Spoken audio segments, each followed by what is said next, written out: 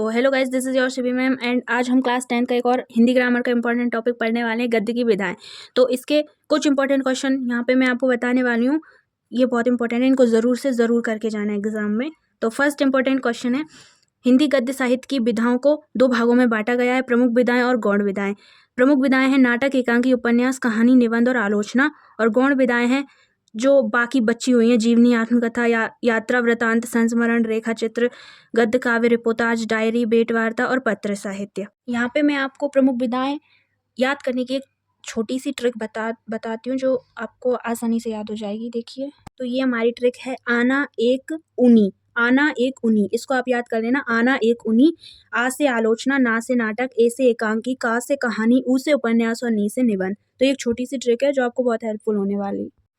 संस्मरण और रेखा चित्र में अंतर है। पहला पॉइंट है, स्मृति पटल पर अंकित किसी विशेष व्यक्ति के जीवन की घटनाओं का विवरण संस्मरण है, और रेखा चित्र में है किसी व्यक्ति या वस्तु का आकर्षण ढंग से चित्रात्मक वर्णन ही रेखा चित्र कहलाता है। सेकंड पॉइंट है, संस्मरण वास्तविक होता है, रेखा चित्र वास्तविक और काल्पनिक हो सकता है।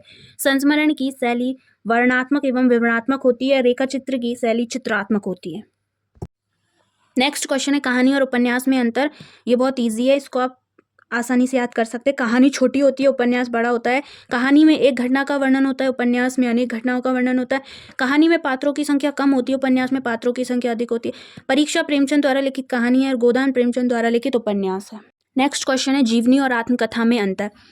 पहला है, किसी व्यक्ति के जीवन को प्रस्तुत करना जीवनी होता है और अपने ही जीवन को प्रस्तुत करना आत्मकथा होता है।